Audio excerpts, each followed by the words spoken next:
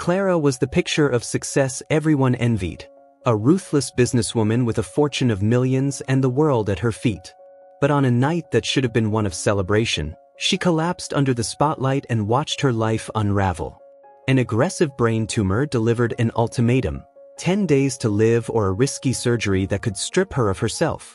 While she denied the gravity of the situation, fate brought Emily, a 9-year-old girl, into her life, along with the chance to rediscover the true meaning of loving and being loved.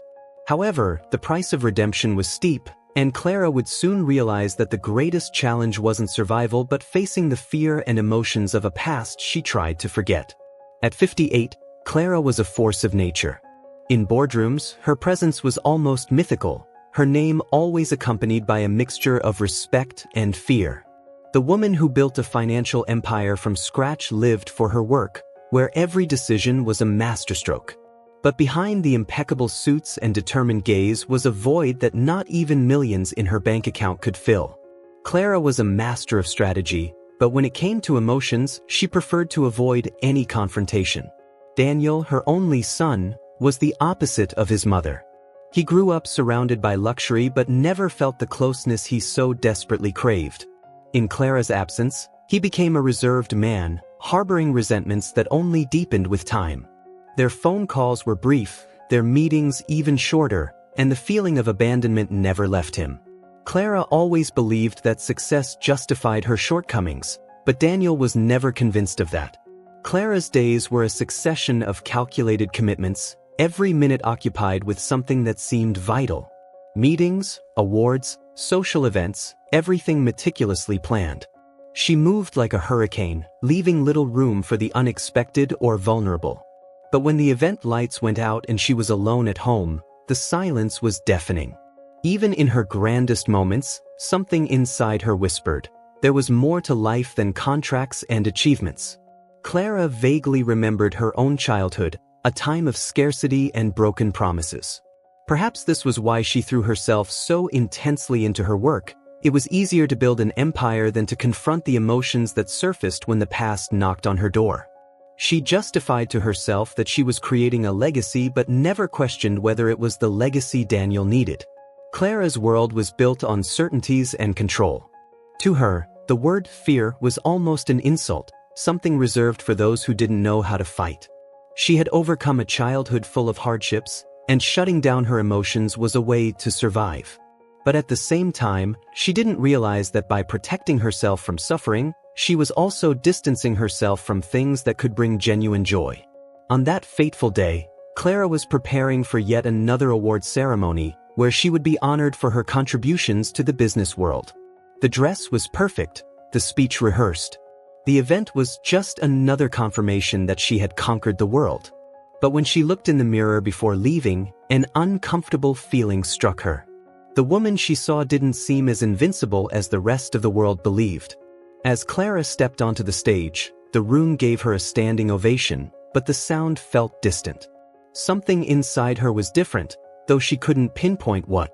Perhaps it was fatigue, the pressure, or something deeper she preferred to ignore. She thanked the applause and began her speech, but for a moment, her vision blurred, and the world around her started to collapse. The fainting was so sudden that no one understood what had happened. The hall, which moments before buzzed with enthusiasm, plunged into anguished silence. Clara was rushed to the hospital, but as doctors worked to stabilize her, one haunting thought crossed her mind. What if all of this was in vain? When she woke up, Clara tried to downplay the seriousness of the moment, but the worried looks of the doctors told a different story. She was used to facing problems, but never one so personal and inevitable. And for the first time in many years, the fear she so despised found a home in her heart. In the hospital, Clara heard the doctor's words as if they came from a distant, almost unreal place. An aggressive brain tumor, he said, his voice heavy with a compassion she despised. He went on, explaining that the options were limited. Either she faced a high-risk surgery, or she had, at most, 10 days to live. 10 days. Clara had never made time to think about what life truly meant, but now the clock was ticking, and she had no idea what to do with it. The idea of death was something Clara couldn't process. She had built her life around control, around certainties. Death, however, was the opposite of everything she knew. To others, it might be just a natural cycle, but to Clara, it was an affront, an enemy she didn't know how to fight. 10 days? She asked, nervously laughing as if it were a bad joke. But the looks around the room confirmed it wasn't. Even in the face of the diagnosis, Clara tried to carry on with her routine as if nothing had happened. "I have important meetings tomorrow," she told the doctor, who stared at her incredulously. He tried to convince her to rest, to reflect on her options, but she refused. The idea of stopping even for a moment was unbearable. Work was the only place where she didn't have to deal with emotions, with the growing fear consuming her. The first days after the diagnosis passed in a blur. Clara avoided looking at the test results, steering clear of words like tumor or mortality, as if ignoring them might make everything disappear. She remained in her office, signing contracts, reviewing reports, pretending that time wasn't against her. But something in her employees' expressions had changed. There was an unease in the air, as though everyone knew something was wrong. However, the diagnosis began haunting her in ways she hadn't expected. The silence of her home felt heavier, almost oppressive. Daniel's absence became more evident, and a question she had never dared to ask began to surface. Will he even care? Clara realized that, despite all her fortune, there was no one by her side to share this burden. She was alone. Clara started questioning everything, but always in silence. In public, she maintained her impeccable facade, but at night, in the emptiness of her room, the feeling of abandonment was almost unbearable. For the first time, fear wasn't an enemy she could ignore. It was there, constant, growing with each passing day. She knew she needed to decide, but how could someone who had always avoided emotions face something so definitive? As the days went by, Clara began to notice small signs that time was running out. Her vision blurred during meetings, her energy disappeared quickly, and her exhaustion was more than physical. It was as if her body was sending messages she didn't want to hear.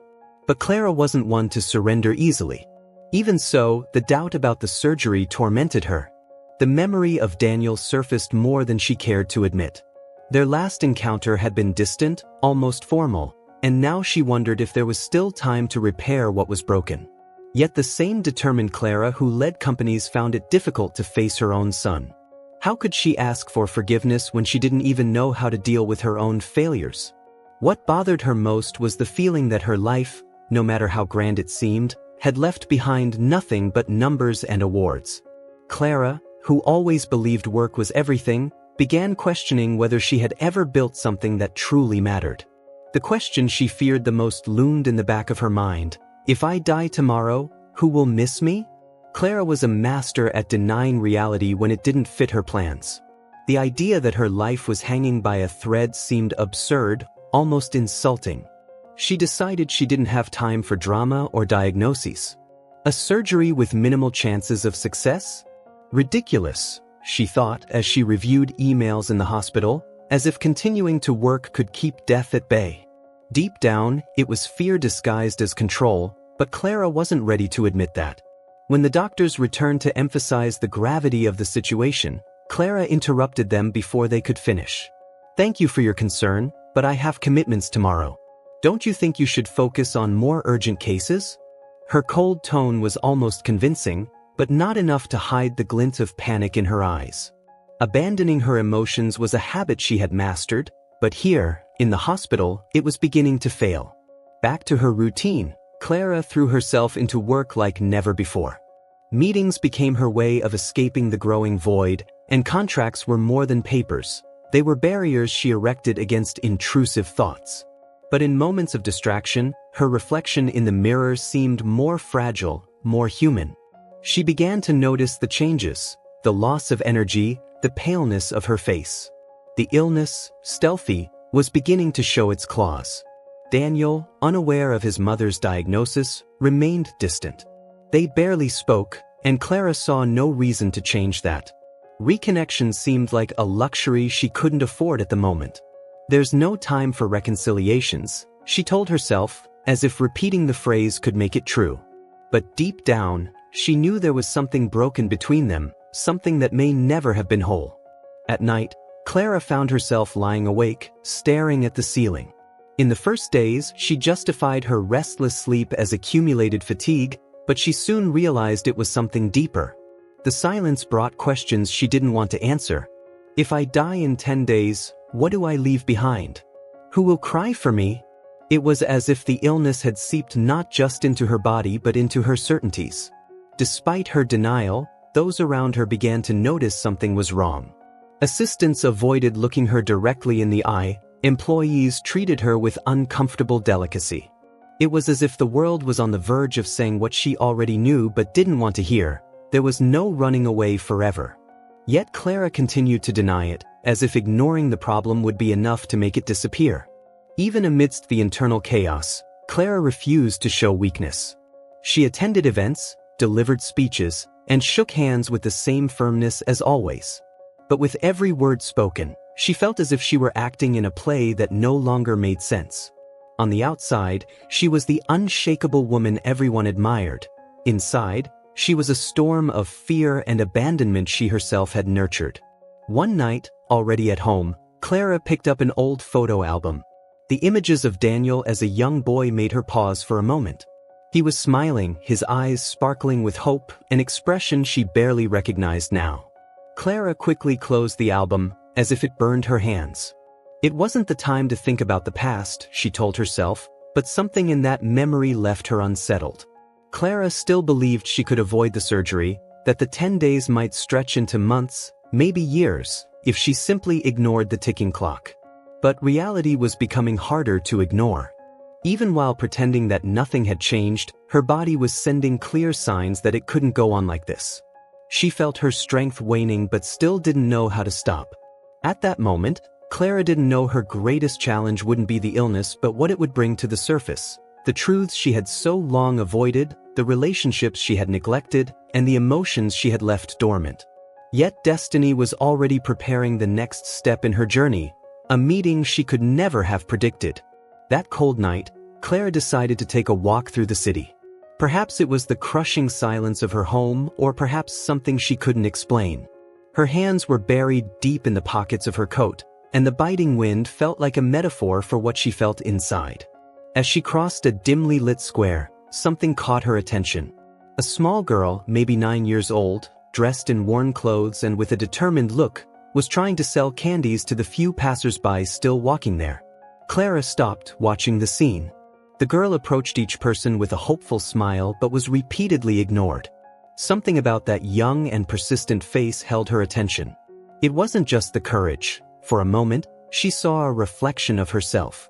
Clara had also once been a child fighting to survive, but she had buried those memories long ago. Before she realized it, her feet carried her toward the girl. "Do you want to buy some candy, ma'am? It's cheap." The girl's voice was firm, but her eyes begged. Clara hesitated but ended up buying all the candy without even asking the price. When the girl tried to thank her and leave, Clara impulsively asked why she was out there. Emily, as the girl introduced herself, explained that she needed the money to buy medicine for her younger sister, Lily, who was sick. The simplicity of her explanation disarmed Clara. Without thinking much, Clara asked to accompany her to see Lily. Emily looked wary, but exhaustion seemed to outweigh her distrust. The two walked together through narrow streets to a small apartment, where Clara found Lily lying on an old sofa, coughing incessantly. Something inside Clara broke. The fragility of the scene was a brutal contrast to the world of excess she lived in. As Emily explained how she had tried to care for her sister alone, Clara felt something she hadn't experienced in years: genuine compassion. It wasn't pity, it was an intense desire to help. For the first time since her diagnosis, she stopped thinking about herself. Clara offered to take Lily to the hospital, but Emily hesitated. "We don't have money for that," she said, as if it were an undeniable truth. Claire, however, wouldn't take no for an answer. Back at the hospital, Clara used her influence and wealth to ensure Lily received the best care. While waiting, Emily sat beside her, holding her hand as if Clara were the anchor she needed. Clara wasn't accustomed to this kind of closeness, but for some reason, she didn't pull away. Something about the child made her feel useful in a way that even her grandest awards had never achieved. In the following days, Clara became increasingly involved. She not only organized Lily's treatment but also started thinking about how she could change the lives of the two sisters. The connection forming between them was unexpected, but Clara couldn't resist it. The time she spent with Emily and Lily was a relief from the internal whirlwind that had accompanied her since the diagnosis. For a brief moment, she forgot about the tumor and the ticking clock. Emily, with her determination, began awakening something Clara had forgotten: the power of human relationships. The girl wasn't just someone she was helping, she was a reminder of what truly mattered. Gradually, Clara began to see that the walls she had built around herself might not be as unbreakable as she thought. There were cracks, and those cracks allowed the light to seep in. Clara still hadn't decided about the surgery, but at that moment, she began to realize that the life she had been living wasn't enough. Emily and Lily didn't just need her, Clara felt she needed them too. It was as if, for the first time, she had found a purpose that wasn't tied to numbers or contracts. And with that, the fear she had so carefully avoided began to make way for a new emotion: hope. But Clara knew this hope came at a price. Her condition couldn't be ignored for much longer.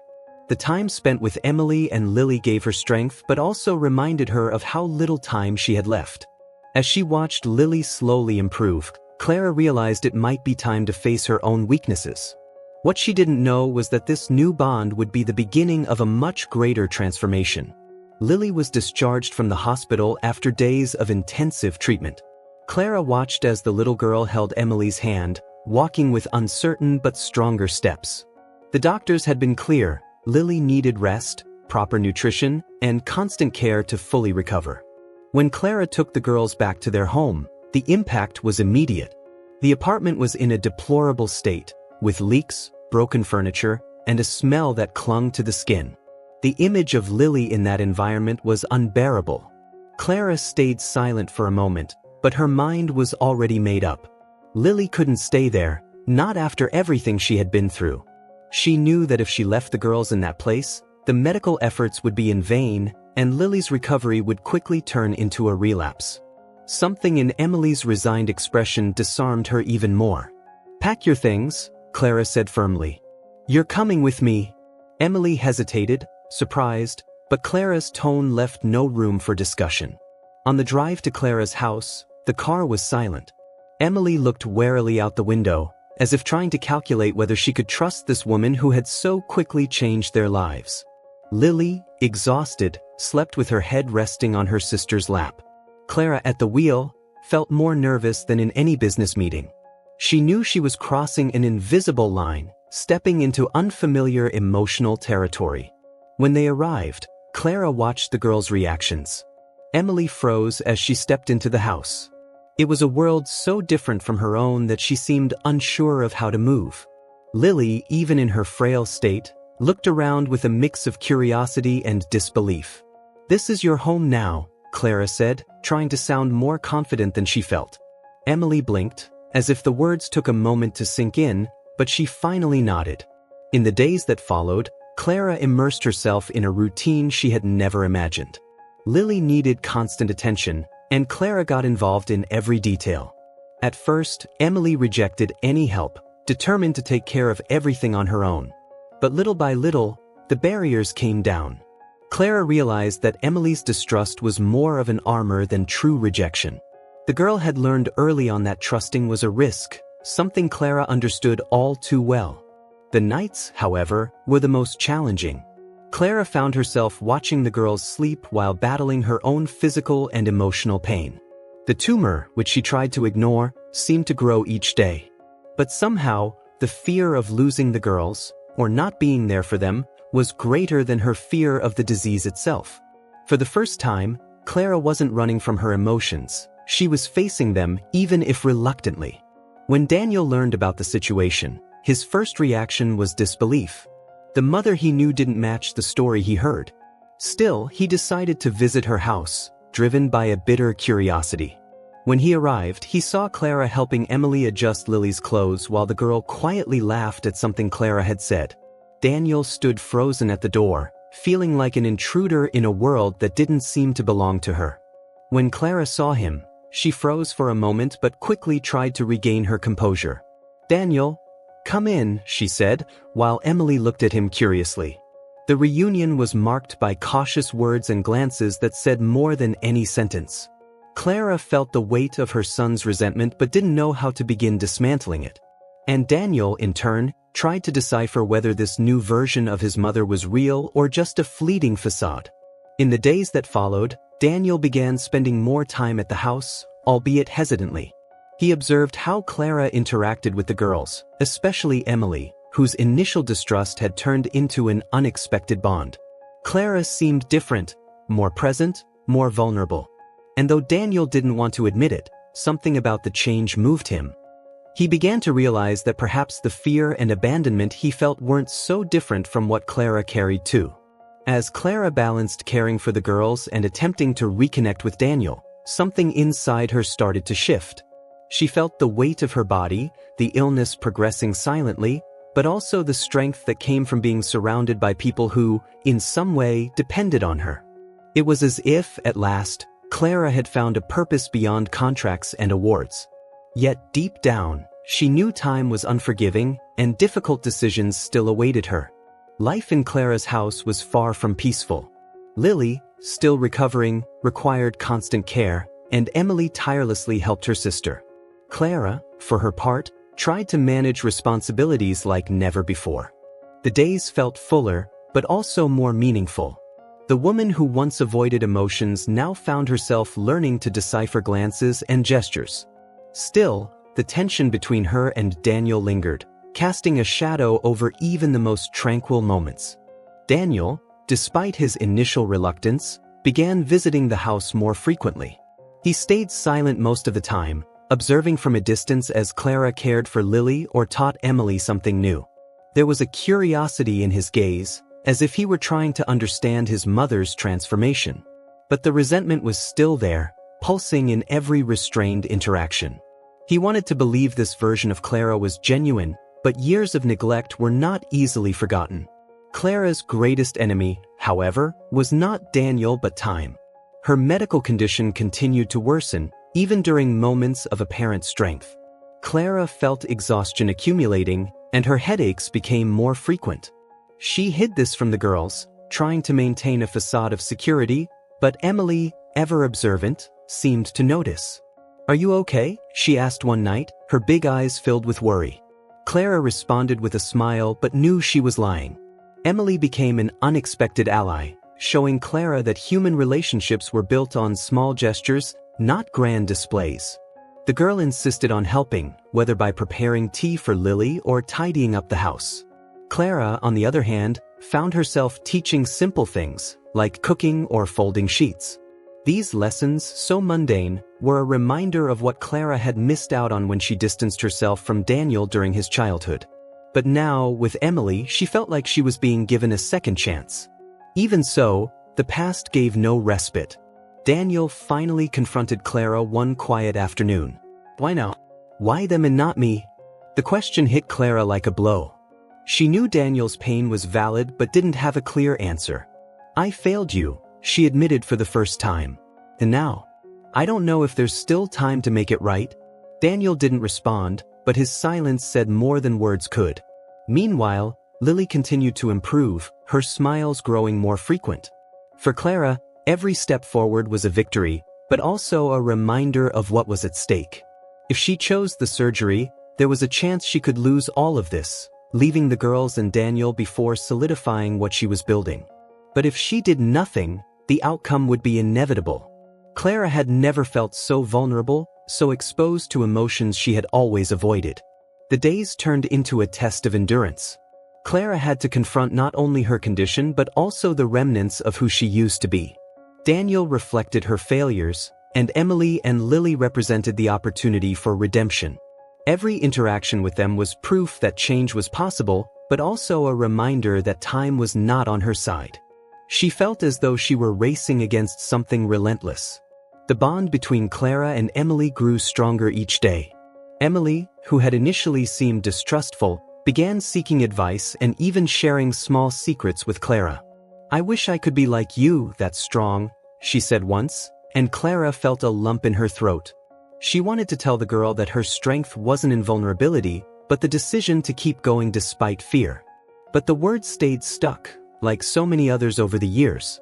And Daniel, even amidst his resentments, began to see his mother in a new light.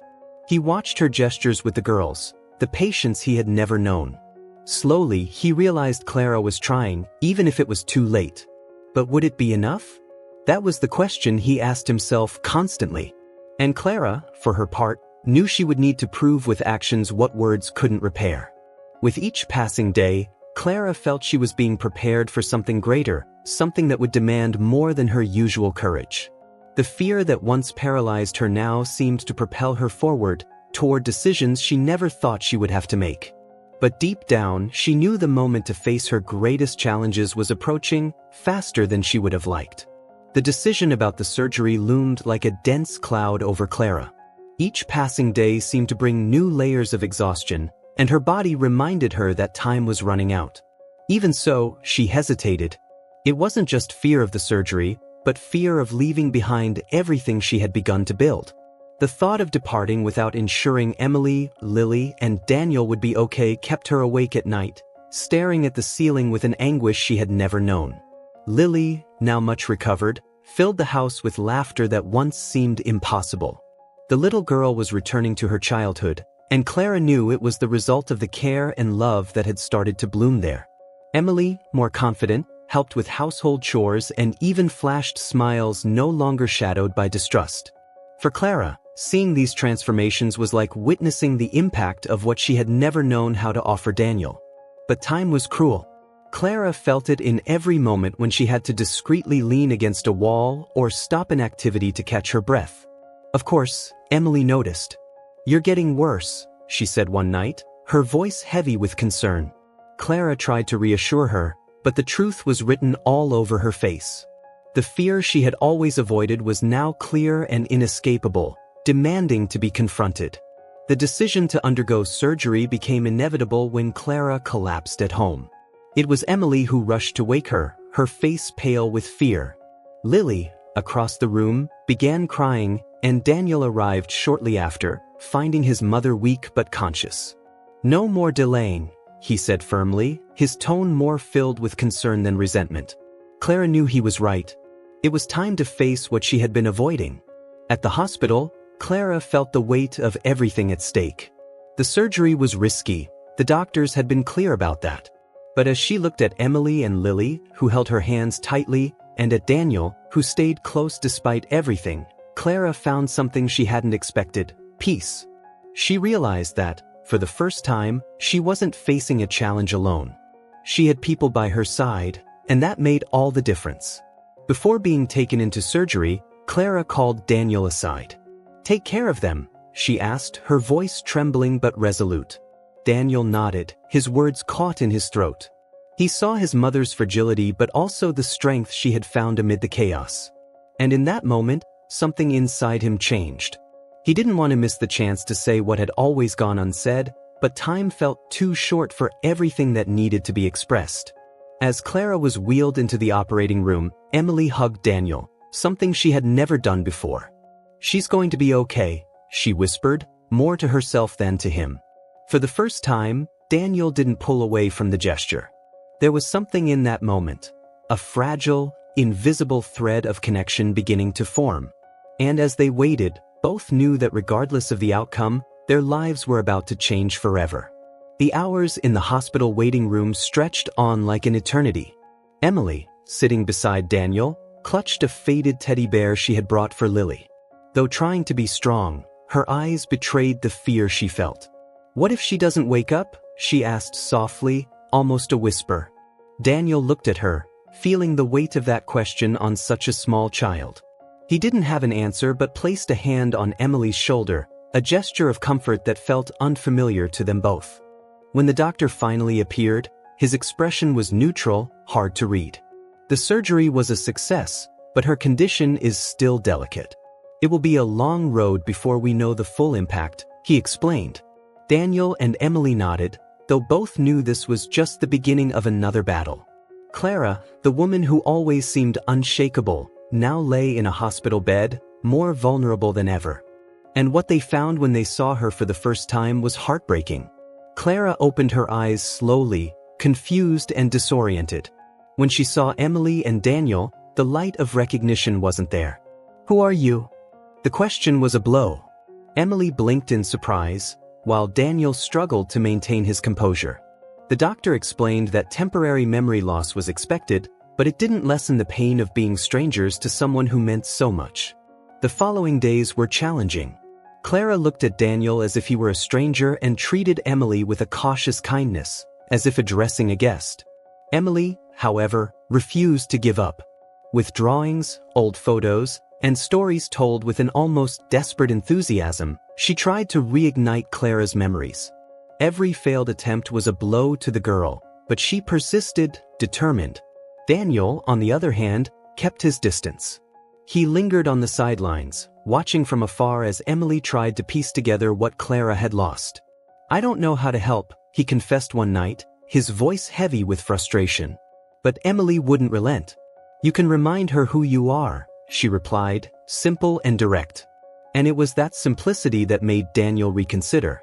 He realized that if Clara was trying, he should too. With hesitation, Daniel began to share stories.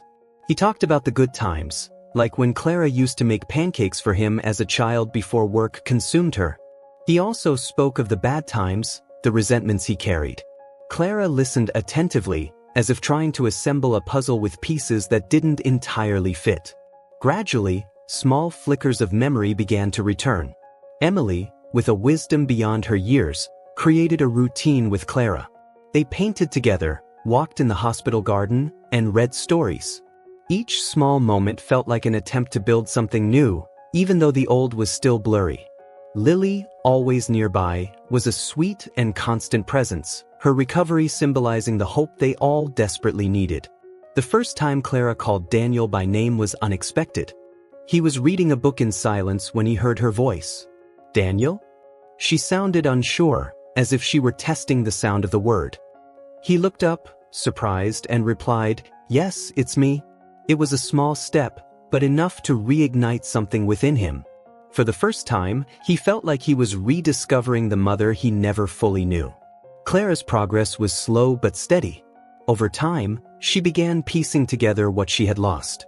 She remembered Emily before she remembered Daniel, and Lily always seemed like a beacon of light in her mind. When everything finally came together, the weight of what had happened hit her. She realized how much she had changed, how much the people around her had taught her about what truly mattered. Even so, Clara knew her time was limited. Though she was improving, her body was no longer the same, and the illness remained a persistent shadow. But the fear that once paralyzed her now felt different. She was no longer afraid to feel, to connect, to love. And as she looked at Daniel, Emily, and Lily, she realized that, even if she couldn't stay forever, she had planted something that would endure. Clara returned home, but the atmosphere felt different. The walls that once seemed cold, covered with art and luxury, now pulsed with something new, life. Emily and Lily had become part of the house in a way that felt natural, as if they had always belonged there. Daniel, though still grappling with his own emotions, was present, closer, more available. It was as if they were all learning together how to build something new. Lily, fully recovered, ran through the hallways, her laughter echoing like music. Emily, now more confident, helped Clara with small tasks but had also allowed herself to be a child again. Clara watched it all with a mix of relief and gratitude. Every smile from Lily, every playful moment between the girls, was a silent victory against the fear that had once ruled her life. At the same time, Clara felt the weight of an inevitable goodbye. Clara still struggled with gaps in her memory. There were moments she knew should be there but felt out of reach. However, the love and patience of Emily, Lily, and Daniel filled those spaces in new ways. "You don't have to remember everything to know what you feel," Emily said once, with her characteristic youthful wisdom. Clara laughed, touched by the simplicity and truth of that statement. The house, once filled with silences, was now alive with conversations and laughter. For the first time, Clara felt like she had a real family. It wasn't perfect, but it was genuine. Emily and Lily brought an energy Clara had never experienced, something that went beyond blood or traditional ties. They were proof that the strongest connections could arise in the most unexpected places. Still, Clara knew time was against her. Even with medical advances, her body showed signs that the battle wasn't over. But instead of focusing on fear, Clara chose to cherish each moment. She made an effort to create memories, trips to the park, backyard picnics, evenings sharing stories. Each day became a small celebration of the life she had chosen to embrace. One day, while watching the sunset in the garden, Clara held Daniel's and Emily's hands. "I've made many mistakes, but having you here now is what matters most to me." Daniel, who had always guarded his emotions, squeezed his mother's hand and replied, "I never thought we'd get here, but I'm glad we did." Emily, ever straightforward, simply hugged Clara tightly. It was a simple moment, yet filled with meaning. Clara also focused on securing the girls' future. She spoke with Daniel, asking him to care for them if anything happened. "They need someone to love them the way I've learned to," she said, her voice calm but full of emotion. Daniel, who had already begun forming genuine bonds with Emily and Lily, promised he would. "You don't have to worry," he said, looking into his mother's eyes. "They're in good hands." As the sun set that evening, Clara smiled, feeling that she had finally found what had always been missing. Clara realized her strength was fading rapidly.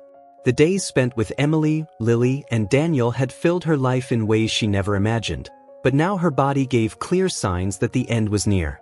One quiet afternoon, sitting in her favorite chair, she felt a profound fatigue that told her there were no more battles to fight. Yet instead of sadness, she felt a sense of acceptance.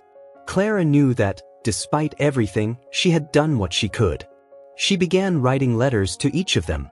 To Emily, she spoke of the strength she found in the girl and how Emily had taught her to reconnect with love. "You are light, Emily.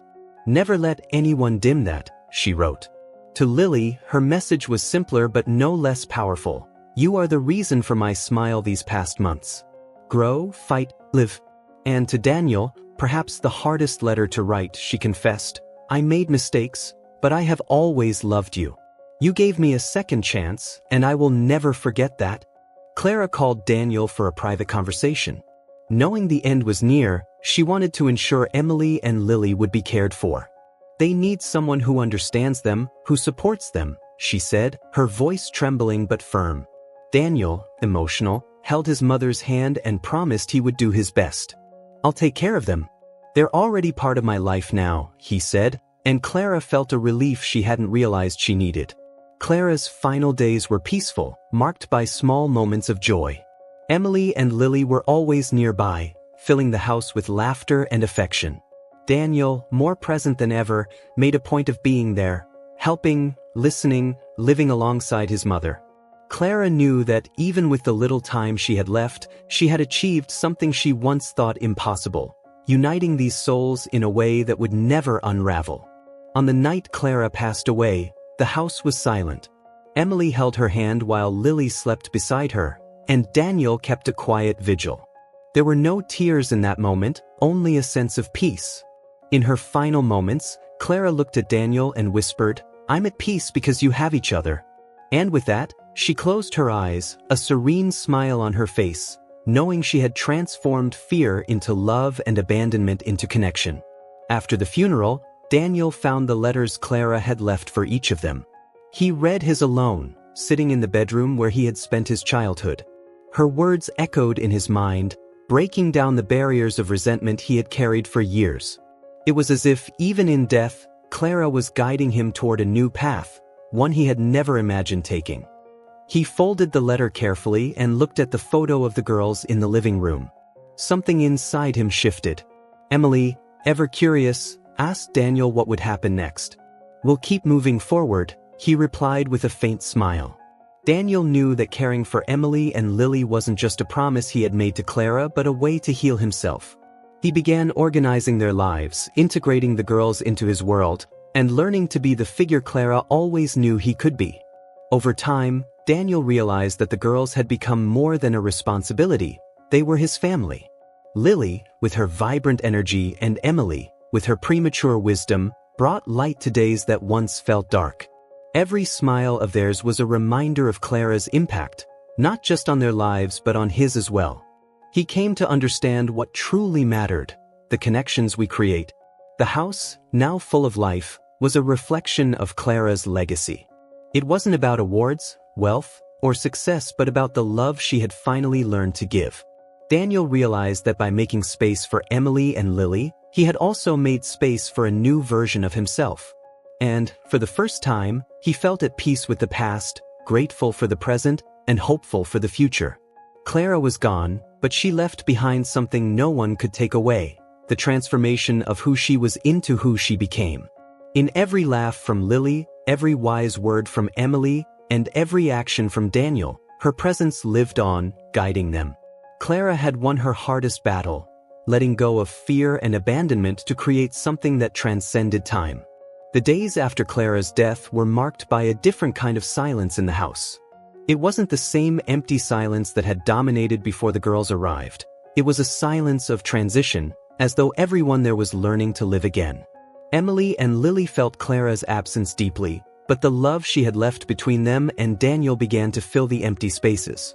Daniel was no longer just the son who had once felt abandoned. He was now the guardian of a legacy of love his mother had built in her final months.